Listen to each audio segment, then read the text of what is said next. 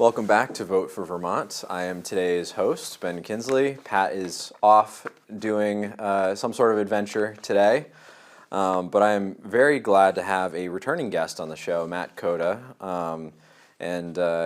Matt is the owner of Meadow Consulting, which is you're based in Montpelier, right? That's right. Yeah. And is a government affairs firm, and you've done lobbying work for the fuel industry and other industries, which we'll get into, and as well as trade associations and other regulatory environments. So you've been involved in quite a few things over your career, as well as being I think we were calling them recovering journalists now is the term that we're using. I'm a recovering journalist and covering politician. Thanks for having me here, Ben. Yeah, my consulting firm does government affairs for trade associations, businesses that work together to collaborate on regulations and advocacy initiatives. I used to be a city councilor in South Burlington, and before that, I was a journalist in Burlington and in California. Very cool. And do you feel like that journalism background helps inform your public policy and advocacy work? Is that something that you feel like is an advantage for you? Absolutely. I mean, journalism is a wonderful profession. I get to tell a new story every day. I get to learn something every day. I get to meet new people every day. I truly enjoyed it. And the part of that discovering, learning, researching that you have in journalism, you certainly have in advocacy. No matter what issue you're dealing with, you've got to know the facts and be able to communicate them in a succinct way. Yeah, it's that discovery process, right? That's right. As a journalist, those skill sets to carry over, and then also the ability to communicate those things that you're discovering. Yeah. Recognize what's most important and be able to let people know that care about that. Yeah, I mean, nowadays it seems like you're limited to 250 characters to try to get your point across, right? So you got to use that real estate. And quite frankly, that's why the shows like this, Vote for Vermont, and others are so wonderful, and hopefully people will still watch. Because the average, I also teach at the University of Vermont a business communications course, and one of the research tells us is that people spend about 26 seconds on a story before they flip. Yep. And people look at their screens about 250 times a day on average. So people are paying attention, people are terminally online, and they're looking at their screens, but yeah, you've got to grab them by the headline and be able to communicate very quickly what's important and why they should care. Yeah, and to your point, there's very few long format interview shows left out there. In fact, this may be one or two left in the state that does what we do in terms of a long format interview. And I think there is value in that. I think there's certainly certain issues that you can't really dive into in that, certainly not in 26 seconds, maybe not even in 26 minutes. Right. And deserve more time than that. But how do you capture that audience in the first 26 seconds to say, this is important, hey, this is important, pay attention? That's right. It's not, we haven't quite figured the formula out for that, but we're still working on it. In addition to some of the things we talked about, you're also the founding director of Split the Ticket Fund, and you already mentioned a lecture at UVM. And you've also received a number of awards, which I'm definitely going to need my notes for here.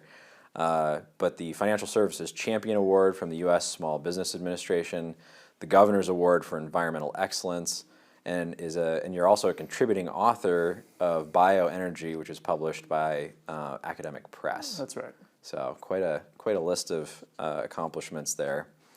So there's a number of topics and issues that you engage on. I know, I've seen you in the State House for a number of years, and it always seems like you're involved in half the things going on up there.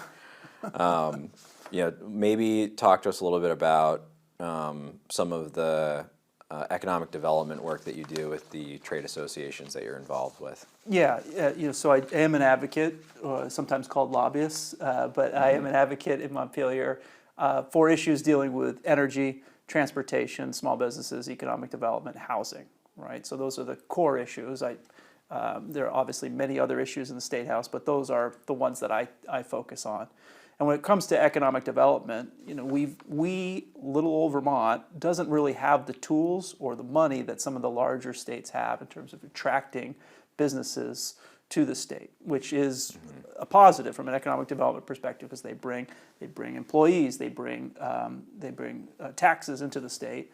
And as we get older and thinking about retire and want young people to move back, we want them to have jobs and we want them to have housing. And so those two are so tied together.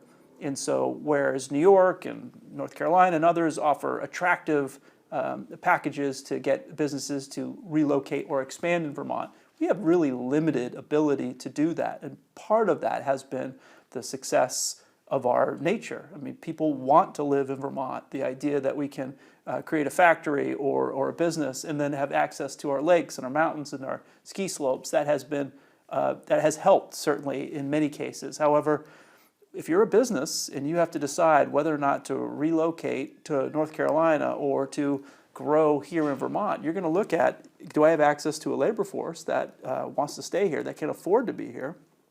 Is there housing for those employees? Is there availability? And so you have to really think about it holistically. If we want to grow our economy, because jobs will change, businesses will change, but we have to have a system in place that encourages businesses to relocate. And we have that. We have something called the Vermont Economic Growth Incentive, started under the Douglas administration, in which it encourages businesses to grow, to relocate, and it doesn't give them cash up front like other states do. We don't have the finances to do that here in the state of Vermont, but it does after they have grown their business, after they have relocated in Vermont. It gives them a little bit of a break on the taxes if they prove that they are in fact contributing to a local economy, to growing the Vermont economy. So programs like that are really important because we have to have something. If the Agency of Commerce, the Secretary of Commerce and Community Development, when they go out and say, hey, there's why you should move to Vermont, sure, we can talk about our beauty, our rivers, our lakes, our mountains, but you also have to provide something that explains to them, and here's how we are going to make it economically feasible for you not only to come to Vermont, to grow your business in Vermont, but also to provide all the necessary items to ensure that those businesses have the tools, such as housing for their employees. And I work for the South Burlington Business Association, and they've got some amazing companies. We call it Silicon Forest. We've got OnLogic, we've got Dynapower, we've got Beta.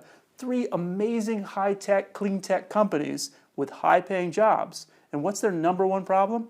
Housing. Finding people because of housing. And there's this idea that housing is bad or it contributes to greenhouse gas emissions, and it's true. When you build something, when you tear up the ground in order to put in concrete, and you are in fact using energy.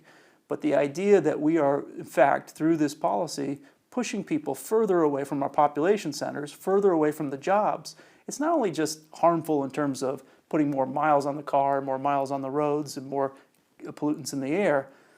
You're also losing something, I think, when you're putting all the housing further away from those population centers and those job centers, because think about the time that you want to spend with your kids. Think about the missing soccer games and missing plays and missing other things in your community. Being disconnected from your community because you can't afford a home where your work is and you have to drive 40, 45 minutes, 50 minutes away. That shouldn't be the norm. That should be the exception. And that is all too common. And Yes. we see that across the state. Vermont, this was several years ago, but Vermont had one of the longest commute times out of any state in the country. And part of that is because people can't afford to live near the economic centers. So they're living further away, which means more time in the car, less time with their families, lost productivity, and higher emissions, more costs for transportation, all of these things that are counterproductive to healthy families, healthy society, and healthy communities. That's exactly right. And, certainly we all know the stories of people who have been able to adjust after COVID to work from home environments. And it certainly brought in some people that lived in New York, New Jersey, Connecticut to Vermont, and we welcome new people to Vermont all the time. But bringing in new people that work from home on jobs that are out of state doesn't necessarily fix what we see as the graying of the trades. So one of the entities I work for is called the Heating and Cooling Contractors of Vermont. These are the people that you call who come out in their van and install a new heat pump or an oil boiler or a gas furnace or a plumbing fixture. And the fact of the matter is that workforce is graying out faster than we're bringing new people in. It's incredibly lucrative. It's incredibly rewarding. It's a great business to be in. But the reality is that we haven't grown that sector. Whether you're talking about carpenters, plumbers, electricians, we need them all. We need more of them in order to help our economy. But we're not getting them. And so wrapping our head around how that occurs. There's a development in my neighborhood. Great development that's coming in, bringing in 50 new homes. Fantastic. But if you look at the roofers and the drywall, they're not from Vermont. They're all coming from New Hampshire. They're coming from New Hampshire. Some come from Georgia. Yeah. Because in order to get the people, in order to build the homes in time before the snow comes, you need to find access to labor. And so sometimes you have to go out of state and bring them in. You hear stories about some businesses who are putting their employees up in hotels because they can't find housing. Yeah. We've got to fix this. We really do. But there is a sentiment, and you see it in some of our largest cities and our smallest towns, which is, not my backyard. Yeah. And that's a mindset, I think, that transcends just housing. It's sort of across the board on a number of different types of projects. Vermont, that may be a holdover from the back to the land movement that happened in the 60s, where like a lot of those people now are the people that are running local governments, right? Sure. Those people that came here in the 60s and 70s. Right. A lot of them, and they have this mindset of, they don't want the concrete jungle, whatever that means to them, because that's what they were trying to move away from, right? Was that thing. And so they're so opposed to local development because they're afraid of what that might turn into in 10, 15, 20 years, or the slippery slope, right? Just don't change it. Don't do anything. Yeah. But meanwhile, our small towns are really struggling without that type of new influence of younger people who want to move there. If we're pushing people outside of the city centers because we're making it more difficult to build inside them, or the town centers, I should say, then we've got more sprawl. More people are disconnected from their neighbors, and to me, that's not a good thing. That's not a positive thing. So, in many cases, economic development in Vermont is about proving that Vermont is good for business, business is good for Vermont, and businesses help bring people to Vermont, but we need to provide the housing in order for that to accommodate that. Yeah, and it's interesting because the mindset that I'm seeing among a lot of newer transplants, I think, like post-COVID, and even people in my generation, like millennials, do have a different mindset when it comes to housing. And you talk to that group of people, and they're going to say, yeah, housing and cost of living are the two most important things.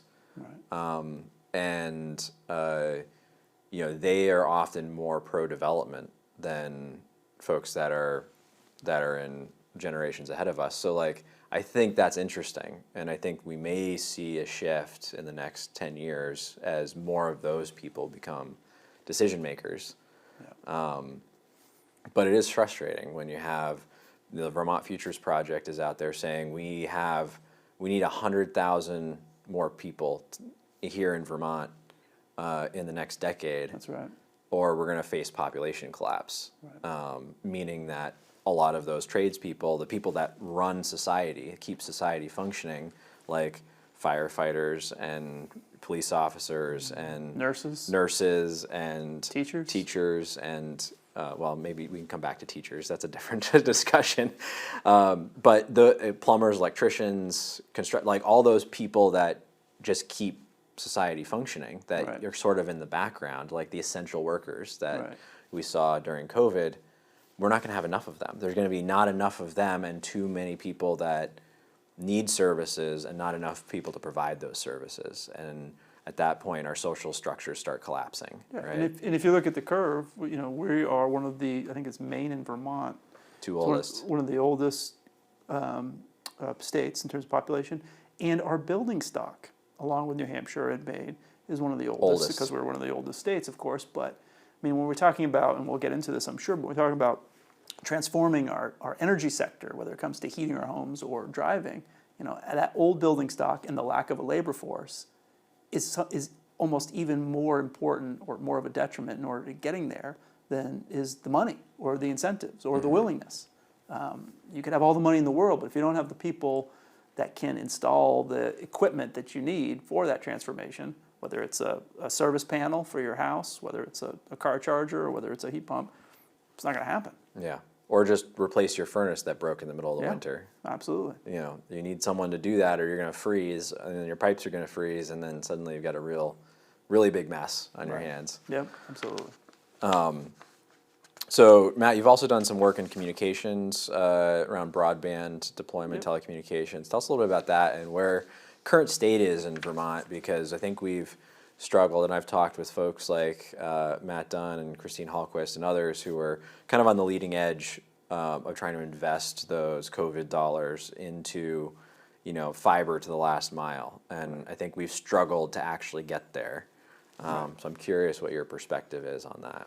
Yeah, I mean, part of that is finding ways to get world-class, high-speed broadband, fiber internet to all areas of Vermont. It is a challenge not dissimilar from 100 years ago when we were trying to get electricity to all areas of rural Vermont. Yeah.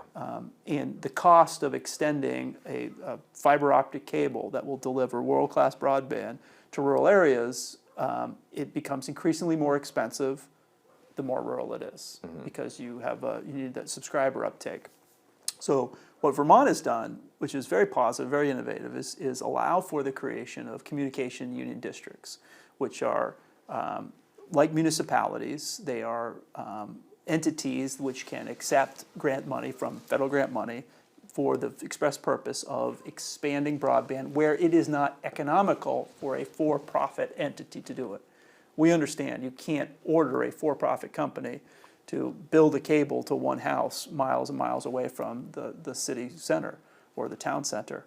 However, if there is funds available and it can be planned accordingly and done in a way much like local government is, you can build out that service, and as you do, just like we saw with electrification 100 years ago, make it possible for people to move to Vermont knowing that they have that service. I mean, if you think about 20 years ago, when people moved to Vermont and they looked at their town, they probably didn't go, what's the cell service like and what's the highest broadband speed I can get? But now they do care. Yeah. They absolutely care. So figuring out how to ensure that rural areas of Vermont have access to cell service and broadband is no longer a luxury. It is a necessity in our economy. And the CUDs, the communication union districts, have recognized that and are able to operationalize that, to use grant money to pick up new subscribers and to offer a very competitive, very good product and be able to expand into rural areas, because again, it's a different model in terms of service delivery. Yeah. So it's not done yet, but we're on the right path. Yeah, I see the way I see, and I talked with Matt Dunn specifically about this, because looking at the cost per mile of fiber, laying fiber is about $10,000 a mile.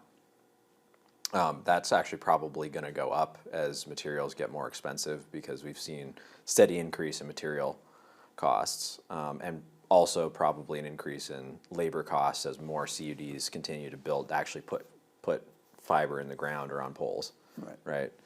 And if you do the math, we're going to run out of money, even with the latest batch of funds. We're going to run out of money about 80% of the way in.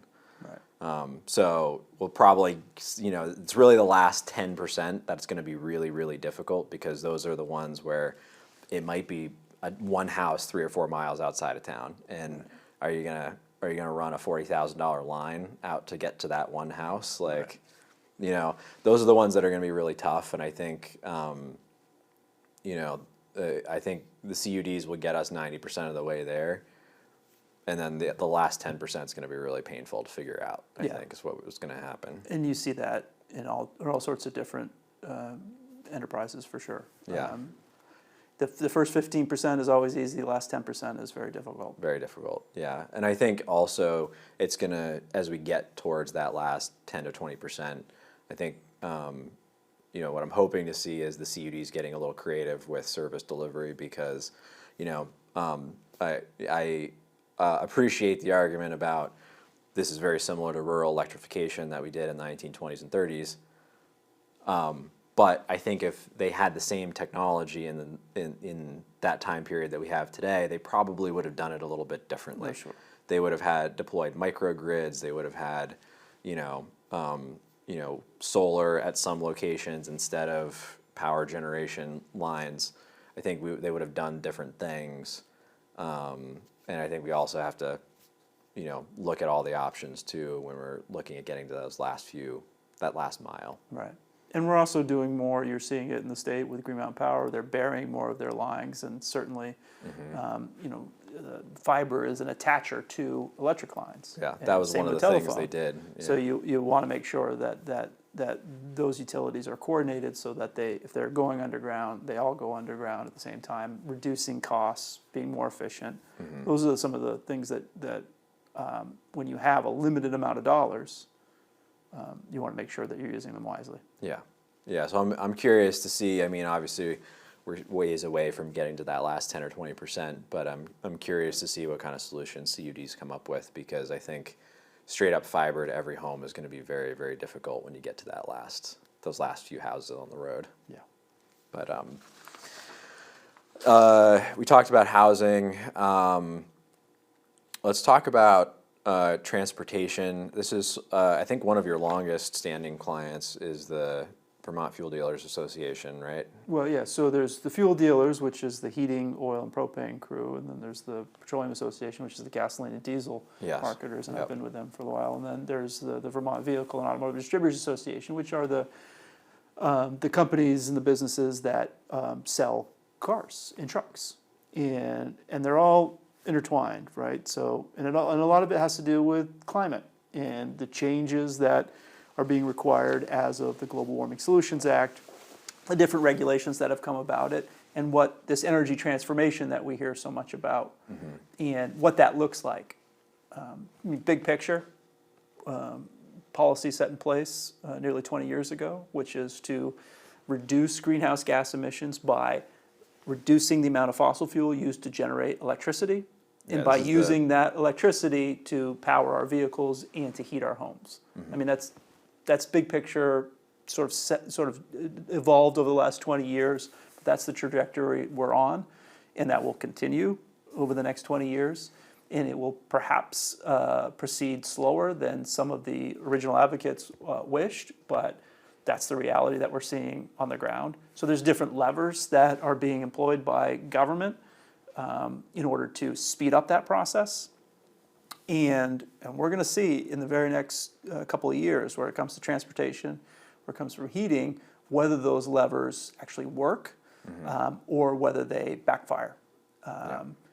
And so on the transportation side, the lever, which is, so backing up, the Global Warming Solutions Act passed in 2020 requires the state of Vermont to reduce greenhouse gas emissions by 26% over 2005 levels by 2025, that's next year, by 40% over 1990 levels by 2030, and by 80% by 2050, which is in 25 years from now. Yeah. So one of the things that was recommended by the Climate Council, which was formed in the wake of the Global Warming Solutions Act, was, well, let's adopt California's rules regarding zero-emission vehicles. So that happened in December of 2022, where the Legislative Committee on Administrative Rules said, what they're doing in California, we're going to do the same. Now, what that is... And that was an administrative regulatory change. That was not something that went through the legislature. They based it on the Global Warming Solutions Act language. That was the justification for it, but it was an administrative decision. That's right. So the Global Warming Solutions Act says you must do this.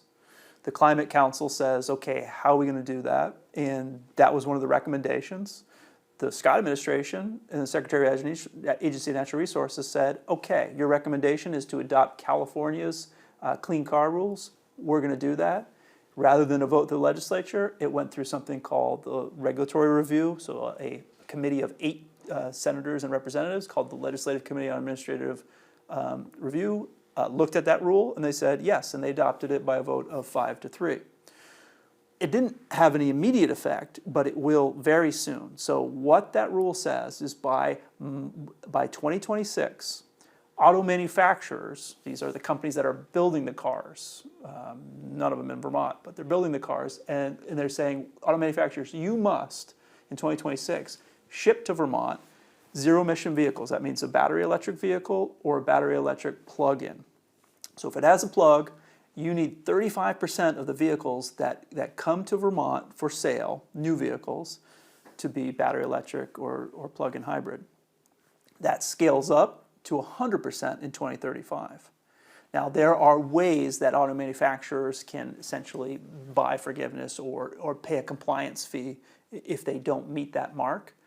But you can see as this rolls out how this will affect different dealers, who sell different brands, and it will affect them in different areas of Vermont. Is just passenger vehicles.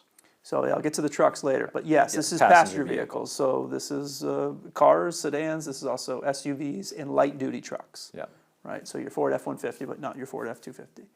So for some dealers whose manufacturers have invested and have the vehicles that meet that requirement and had a price point that Vermonters can afford in a product that they want to buy, in some areas of Vermont, like they might hit that mark in next year, in 2026, in 18 months.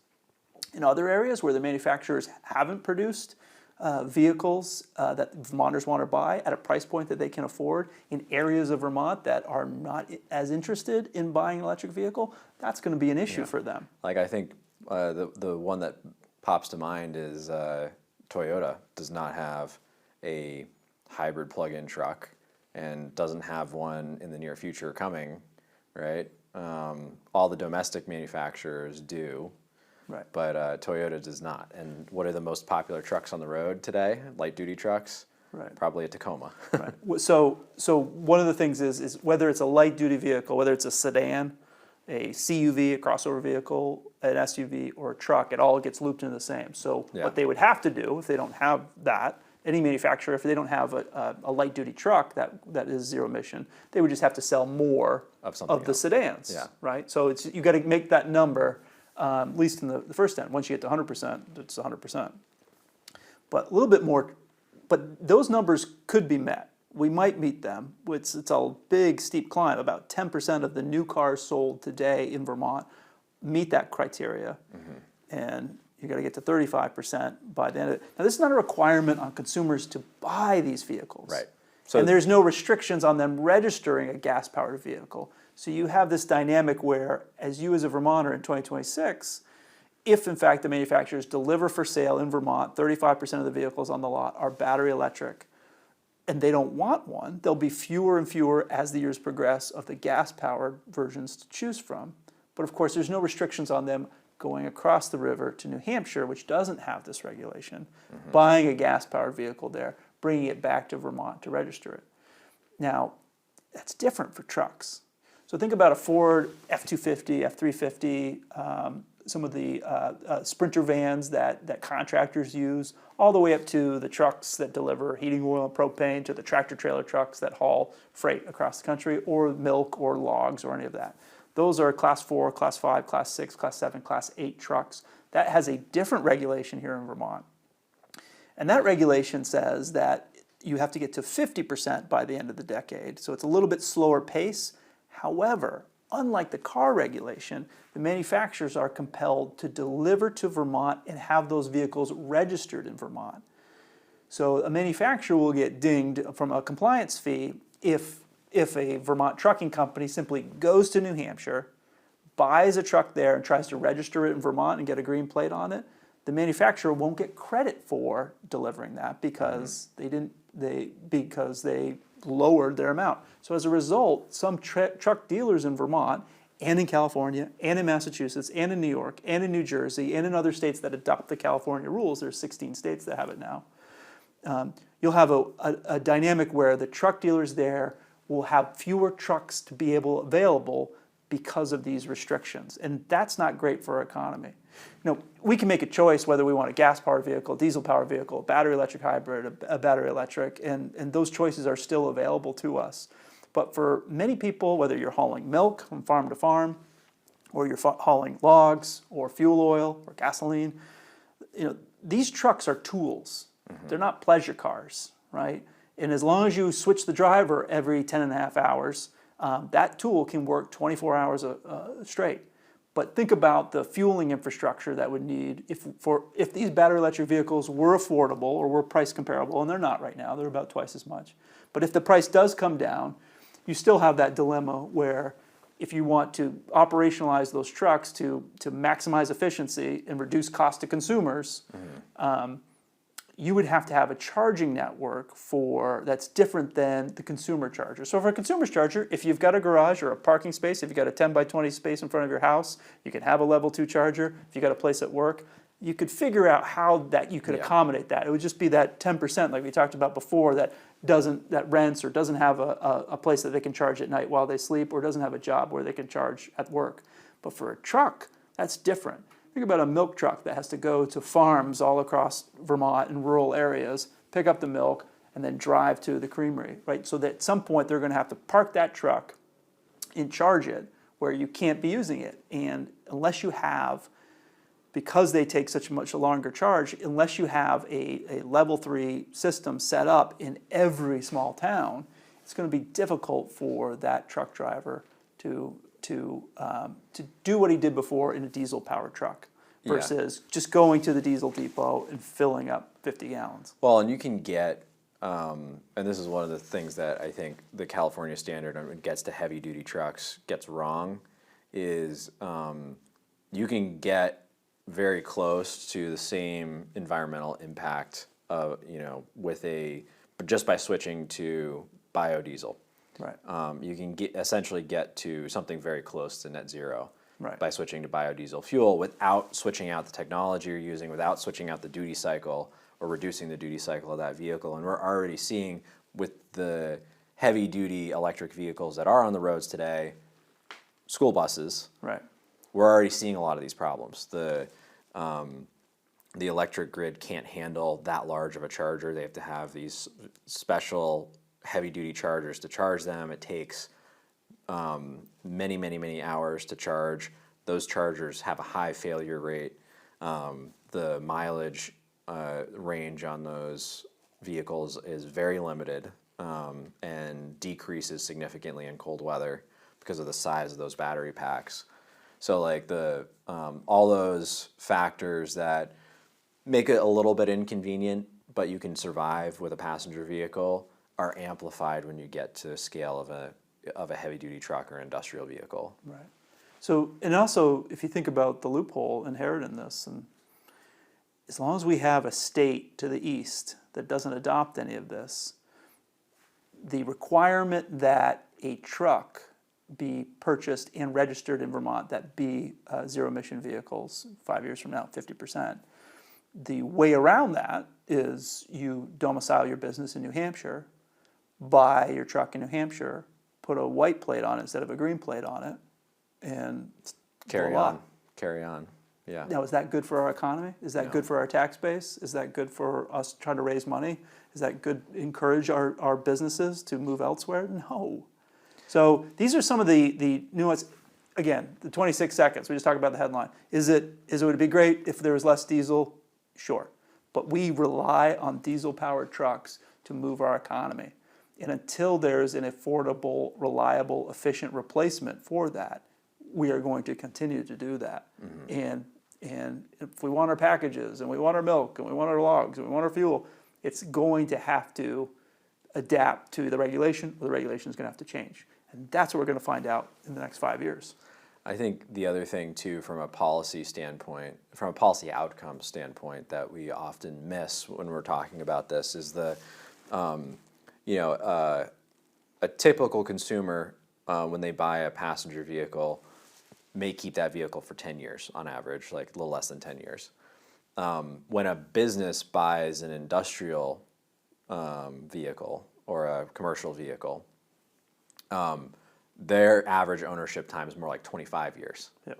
And so even if we get to 100% by 2050 of electric vehicles being sold for heavy duty trucks going into the market being sold, it's still going to take another 25 years before the existing ones cycle out of the fleet. So I think what actually, from a policy standpoint, and I'm curious what your reaction to this is, we actually might get to net zero even in the commercial space faster by looking at transitioning our fuel sources. Right. And saying, okay, we have to have 50%, just to, like, throwing something out there, we have to have 50% diesel fuel mix being sold at every pump by 2035 or 2040 or whatever, and 100% biodiesel by 2050. Right. And we might actually get to net zero faster from the commercial fleet by doing that, without forcing people to change out their technology or figure out how to, restack their duty cycles or whatnot.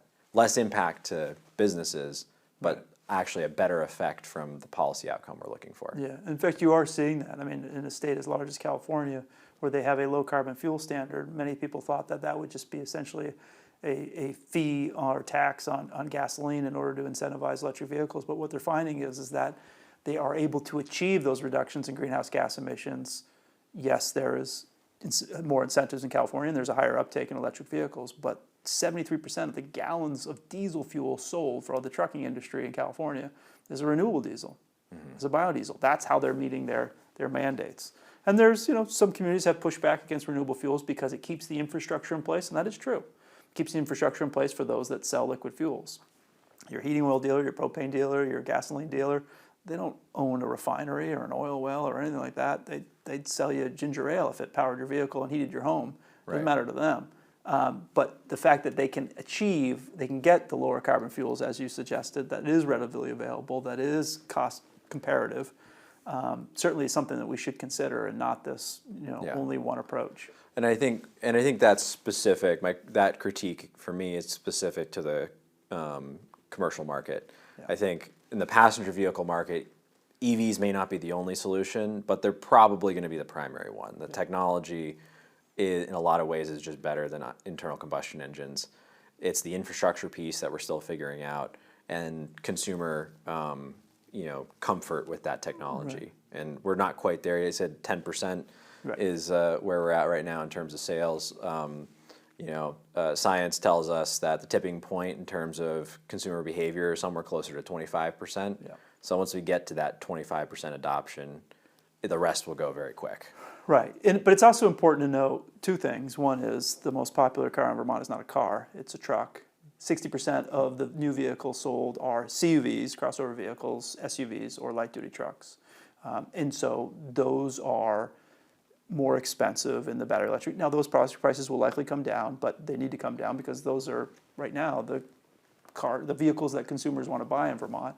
And the other point to point out, the other point that's I think it's important to note, is that when it comes to battery electric vehicles, certainly those that have an office job or a home with a garage, charging, this whole fear and anxiety over charging, that largely it's going to go away as charging times decrease and as battery storage gets better, and that anxiety over running out of battery will slowly dissipate.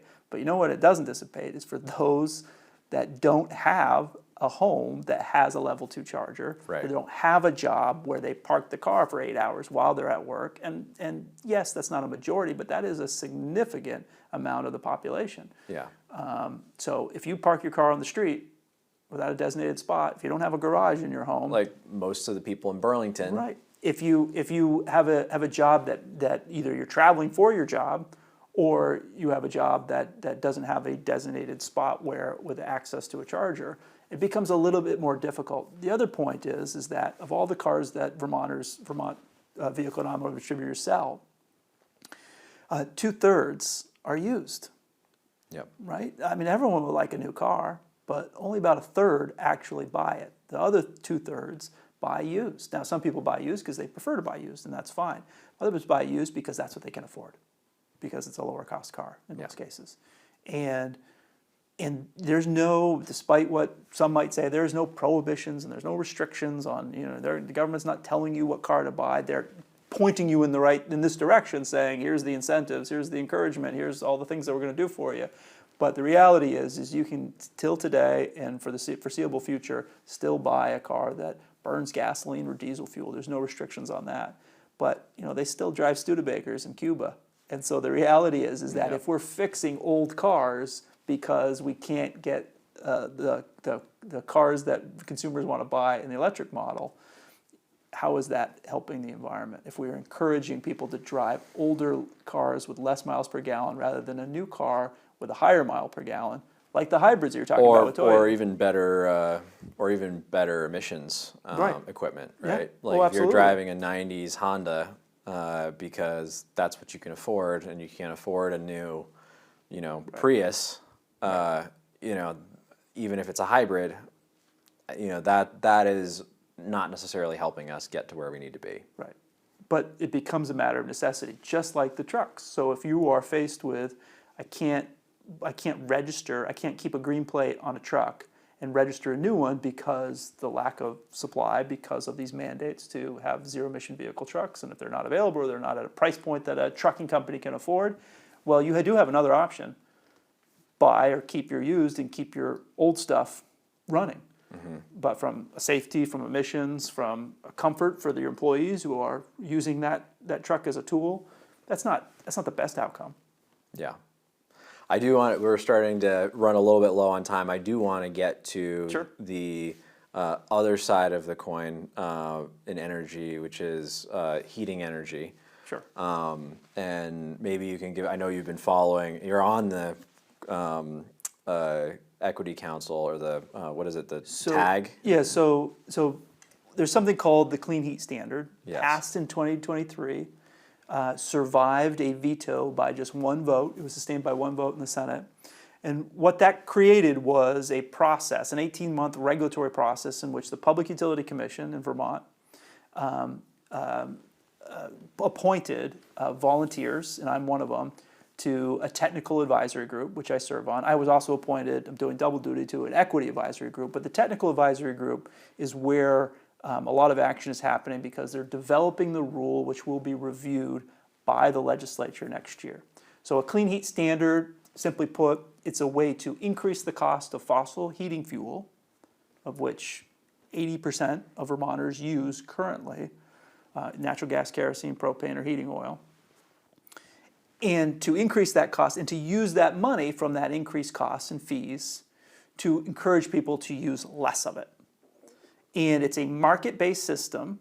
It's not a tax that funds a specific program. It's a market-based system in which fuel sellers are encouraged to lower their compliance fees by demonstrating that their customers are using less fuel. So in essence, the government wants a fuel dealer to sell less fuel, and if they can't do it, then they got to pay someone else to convince their customers to use less. And that is the rule that is being developed now that will be voted on by the legislature. And the question I get asked all the time is, Matt, you're in the weeds here. You're talking about this very complicated, complex market mechanism in order to convince customers to use less of a product, and how are those credits and trade? What they want to know more than anything is, how much is it going to cost? And the answer, as of today, the 29th of August, is we don't know yet. Here's what we do know. We do know that it's being designed as it has to, because the law says build this rule to comply with the Global Warming Solutions Act, meaning you've got to figure out how to reduce greenhouse gas emissions 80%, and this is the tool that you have to use to do it. Now, I'd argue we need a lot more tools than this one, but that's what the law says. So we're designing it in that way. And so we asked a nonpartisan, non-biased environmental consulting firm, paid them $250,000 and said, how much would we have to invest in our homes over the next 25 years to meet the mandates of the law and not get sued? And the answer came back. $17.3 billion is what would have to be spent. Now, that doesn't mean it's a tax of $17.3 billion. So 17, I want to back up. Yeah. So $17 billion will it be over what time frame? 25 years. From today? From 2025 to 2050. That amount of money, that amount of economic activity has to happen in order to reduce greenhouse gas emissions commensurate with the law that says you have to get down to 80%. It's not saying this is the right amount to design a program that's politically feasible. It's saying if you want people to use that much less of fossil fuels to heat their homes, if you want to cut 80% by 2050, spend 17 billion. You need to spend 17 billion to get to that threshold. Right. So then we're left with this giant number, which all of us on the technical advisory group who are designing this policy goes, well, that's too big. That's too much.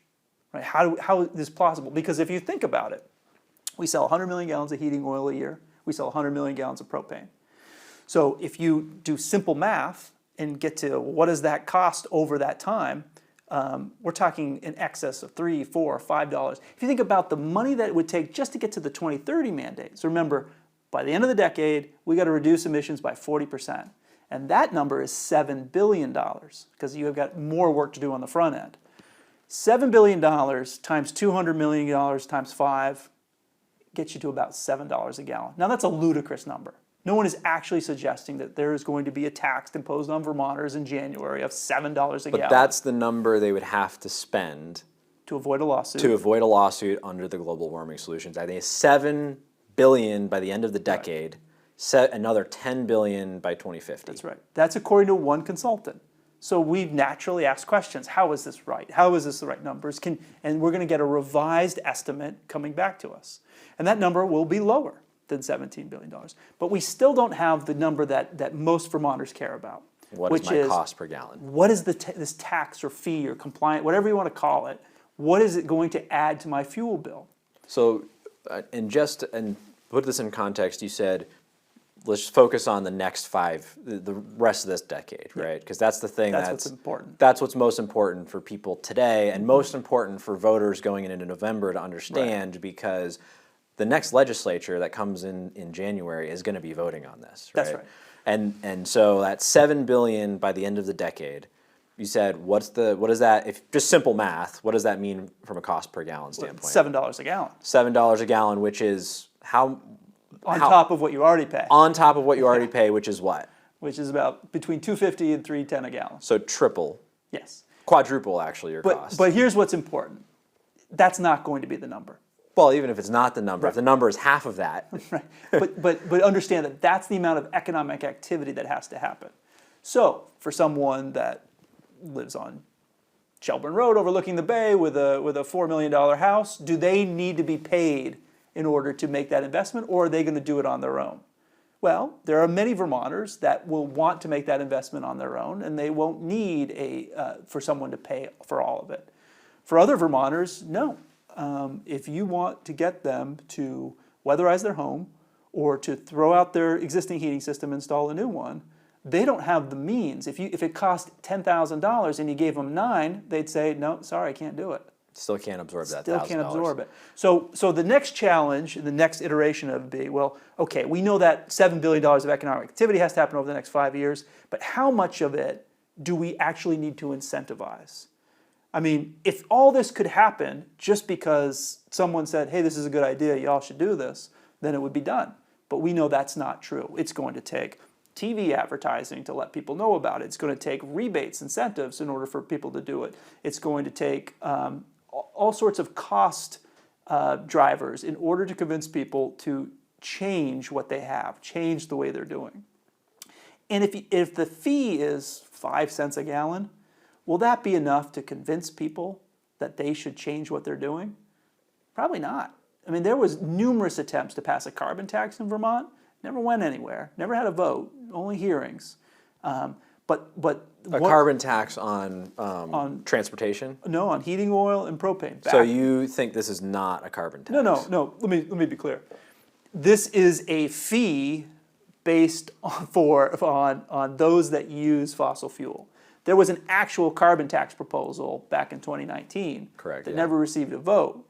But during that policy discussion, it was like, what does the tax have to be in order to, because taxes do two things, right? They raise money for something that the government wants. And they disincentivize something else. Exactly. What does that number have to be? So mechanically, like a fee based on carbon intensity of a fuel is really not that different from a carbon tax. It's just who's collecting it. Right? Yeah, and it's the name, it's semantics, right? But the whole idea is you increase the costs of the fuel that the government wants to increase the cost of the fuel that they don't want people to buy, and use that money to lift up the market so people invest in other things. And so the result is we're going to know in December what the fee will be on a gallon of heating oil and a gallon of propane. And if it comes in low, 10 cents, believe it or not, that's low right now, but if it comes in at 10 cents, you could argue, well, this might be politically palatable, that the legislature might vote for it because they might think, well, 10 cents a gallon is enough to encourage people to do this. But you know what it's not good enough for? It's not going to convince people to shift. And it's not going to reduce greenhouse gas emissions by 40% by the end of the decade, which will result in a lawsuit. Which I believe there's already potentially a lawsuit being filed just for the level of activity that's happened today. A group of lawyers have issued a warning to the Secretary of Agency of Natural Resources that says that you haven't done enough to get ready for the 2025 initiative. And I only found out about it because I had a fundraising email saying, please donate money to us because we're going to sue the state of Vermont. In 60 days or 30 days from now, we'll find out whether or not they go through with that lawsuit. And then a judge will hear the case and say, did the Agency of Natural Resources really do enough to reduce greenhouse gas emissions so they could lower our greenhouse gas emissions by 26% by the end of 2025? But they're going to hit the number, right? It's just a question of whether or not the Agency of Natural Resources did enough to work to actually hit it themselves, or if it was consumer behavior that drove it. Well, it also, there's different interpretations of that number. I mean, keep in mind, we're dealing with greenhouse gas emissions from all the different sectors. And whether we hit it by accident or we hit it because of a comprehensive plan, two lawyers could argue two different sides for a very long time. What we're going to find out is if a judge says, yes, actually, Vermont, you didn't hit that number and you didn't do enough, you didn't follow the law, then what happens now? I mean, people have asked that to me over and over again. What if they just didn't pass this clean heat standard? Sure, the governor could veto it. It could not be. The veto could not be overridden, and as a result, we have no clean heat standard. What would happen then? Well, we'd be sued. We'd be sued, and then it would go to court. And if court said, "Yeah, you didn't pass the clean heat standard, we were going to sue you," so then what happens? So then the Agency of Natural Resources has to promulgate a rule, much like that clean car rule, in which a small group of legislatures, just 8 of them, on the Legislative Committee of Administrative Rules. If 5 of them vote for whatever rule is designed by the agency, then that has the weight of law, the force of law. But what could that rule be? They don't have the power of taxation. It would have to be regulatory or restrictive in nature. It could be no more hooking up to the natural gas pipeline, no more installations of oil burners. It could be something of that nature. Those are the regulatory tools that are available, and this clean heat standard is a way to encourage market actors to do the work to avoid that regulatory nature. That's why you see some of the very large fossil fuel companies actually support this. The largest fossil fuel companies in Vermont, Ben, support the clean heat standard. The smallest, which are the majority, where the name on the side of the truck is either the person driving the truck or the person that's going to answer the phone at 2 in the morning when you don't have heat, they're the ones that are against it. Why? And why is that? Because they're the ones that cannot compete in this regulatory environment. The average fuel company in Vermont has 12 employees, 5 trucks, 2,000 customers. It's wonderful. It's wonderful. It's that small town. There's always 3 or 4 dealers that live in the town, that employ people in the town, and serve their neighbors. They know their neighbors. Their grandfather was delivering fuel to their grandfather, their customer's grandfather. That's a wonderful thing. I'm very proud of the people that I work for.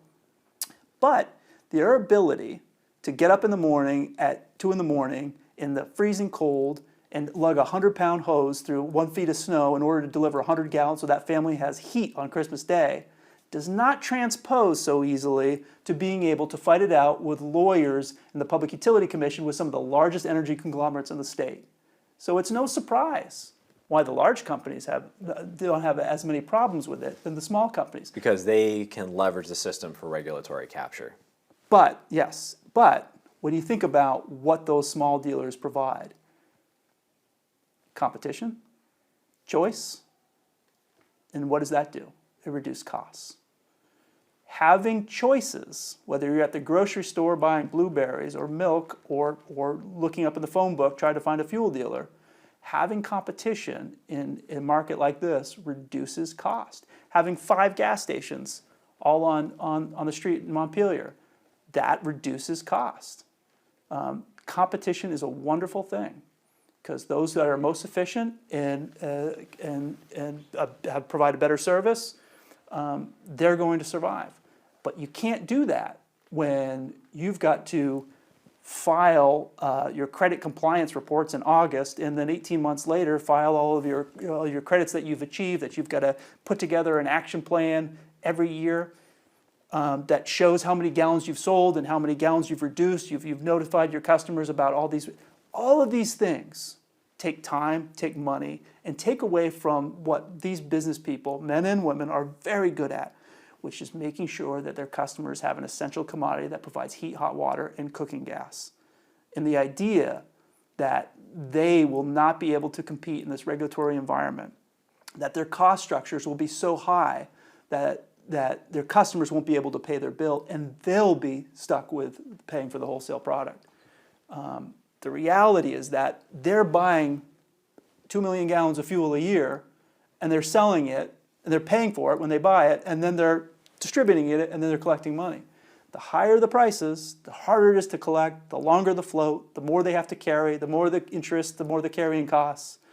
Higher prices are bad for small fuel dealers, and regulatory restrictions, or all these different requirements that are now going to be imposed on small fuel dealers, will have a devastating impact on the marketplace, to the point where in 2026, if the legislature in January votes for this, in 2026 the first gallon will be obligated. The fee won't be paid until 2027.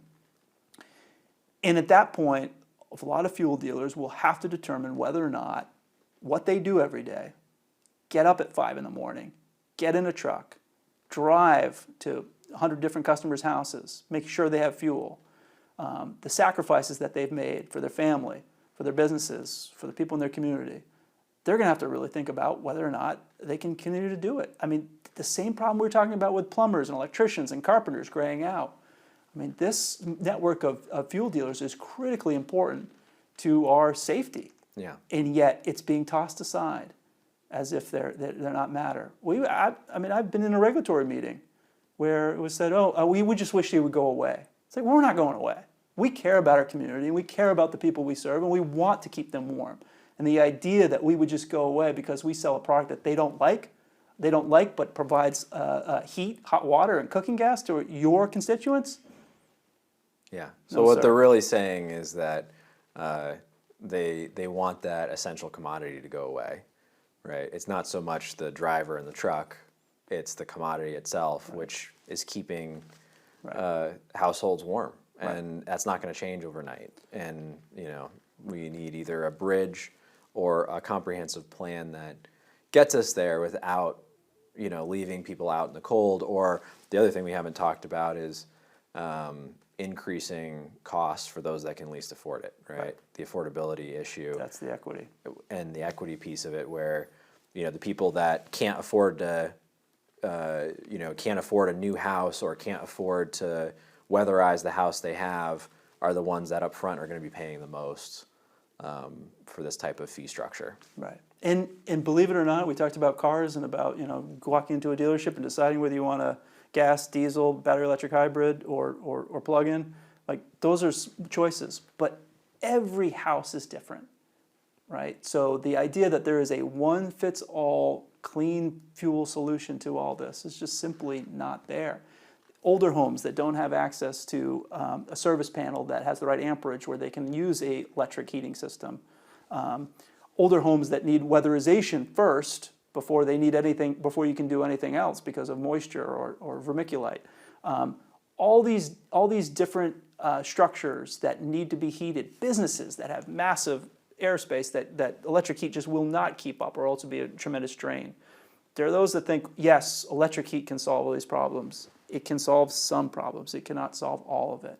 And to force one specific technology on all the buildings in Vermont just simply is not going to work. But yet that's what this policy in many respects is driving at. So yes, there will be renewable fuels, there will be wood heat, there will be electric heat, but it will be a mix. And the whole idea is, as this transition happens, will it happen at the speed of which to avoid a lawsuit for following the Global Warming Solutions Act? Probably not.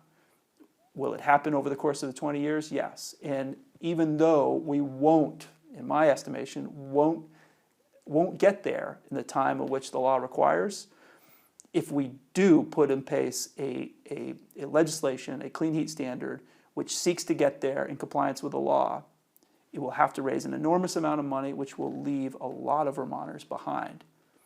And it will harm a lot of businesses that need that fuel for manufacturing. Think about restaurants that need gas for cooking.